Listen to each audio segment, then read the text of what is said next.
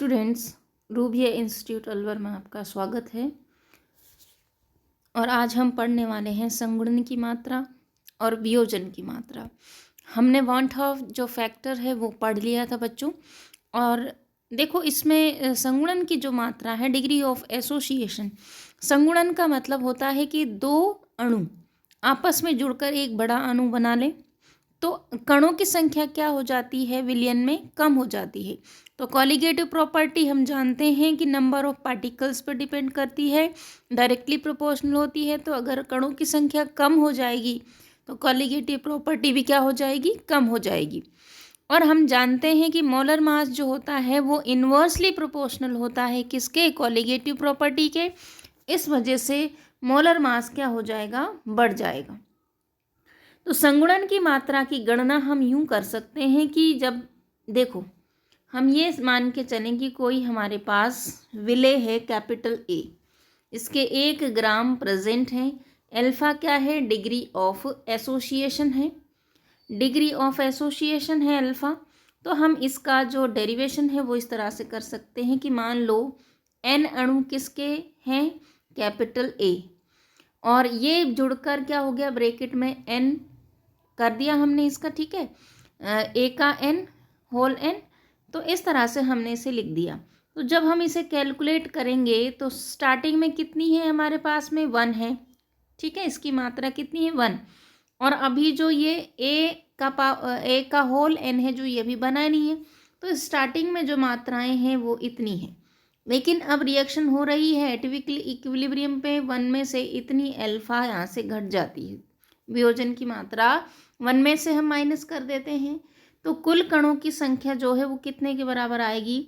इन दोनों के कणों को हम क्या कर देते हैं, इसको और प्लस इसको जोड़ देते हैं। जोड़ दी हमने। जोड़ने के बाद फिर इस पर हम वांट हाफ फैक्टर लगाते हैं जो हमने पिछली वीडियो में पढ़ा था, यानी कि प्रेक्षित मान बटा सैद्धांतिक मान। तो प्रेक्षित मान तो हमने कितना निकाला है अभी, इतना, और सैद्धांतिक कितना था, 1। तो इसमें इसका भाग दे देते हैं, 1 माइनस एल्फा प्लस एल्फा बटा एन, है ना, डिवाइडेड बाय 1। इस तरह से हम इसे क्या करते हैं, लिख सकते हैं। अब इसे हम सॉल्व कर लेंगे तो ये जो एन है, ये वाले एन, ठीक है, ये किधर चला जाएगा, इधर चला जाएगा।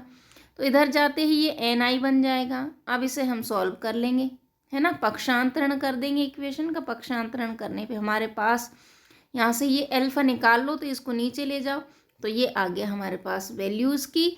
वेरी सिंपल, बहुत ज़्यादा हार्ड नहीं है, बहुत ही आराम से आप इसे कैलकुलेशन को कर सकते हैं। तो ये है अल्फा की मात्रा, इससे आप संगुणन की मात्रा अल्फा कैलकुलेट कर सकते हो। चलो, ये हो गया बच्चों आपका एसोसिएशन, डिग्री ऑफ एसोसिएशन।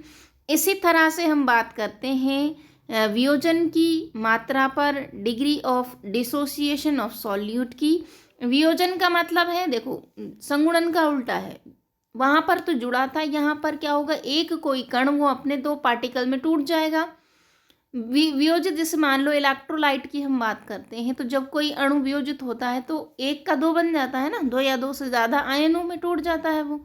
तो प्रभावी कणों की संख्या क्या हो जाती है, वहाँ पर बढ़ जाती है।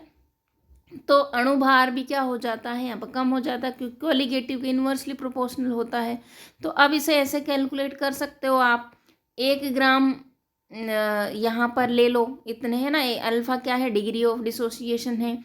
ए और बी को कैसे तोड़ सकते हो आप, ए प्लस और बी माइनस में तोड़ सकते हो, 1 माइनस एल्फा एल्फा एल्फा, ठीक है, इस तरह से। अब देखो, वियोजन के बाद कणों की कुल संख्या कितनी होगी, इन सबको जोड़ दो, 1 माइनस एल्फा प्लस एल्फा, तो ये प्लस वाला और ये माइनस वाला ही कट जाएंगे, तो बचेगा क्या, 1 प्लस एल्फा बच जाएगा। ठीक है बच्चों, तो 1 प्लस एल्फा बच जाएगा। अब इसमें 1/2 का नियम लगा दो, प्रेक्षित मान बटा सैद्धांतिक। तो प्रेक्षित कितना आया था अभी अपना, 1 प्लस एल्फा, इसमें 1 का भाग दे दो। तो इससे आप क्या कर सकते हो, इससे आप अल्फा को यहाँ से कैलकुलेट कर सकते हो, ठीक है। अल्फा जो है आपकी, उसको आप यहाँ से क्या कर सकते हो, कैलकुलेट कर सकते हो। तो ऐसे आई बराबर 1 प्लस एल्फा आ गया, तो एल्फा की वैल्यू निकालेंगे तो 1 को इधर ले जाएंगे, तो यहाँ आई -1, तो ये वैल्यू हमारी यहाँ पर क्या आ जाएगी, ठीक है।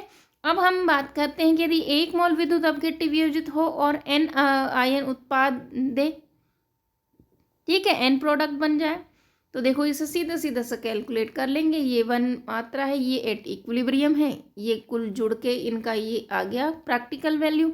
1 का भाग दे दो इसमें और 1 का भाग दे देंगे तो हमारे पास इसको इस तरह से हम सॉल्व कर सकते हैं। एल्फा प्लस ये है ना, और आई बराबर इतना आ जाएगा। तो यहाँ पर हमने क्या कर दिया, एल्फा की वैल्यू को कॉमन ले लिया और इसको ऐसे लिख दिया। तो यहाँ से आप एल्फा आराम से क्या कर सकते हो, कैलकुलेट कर सकते हो।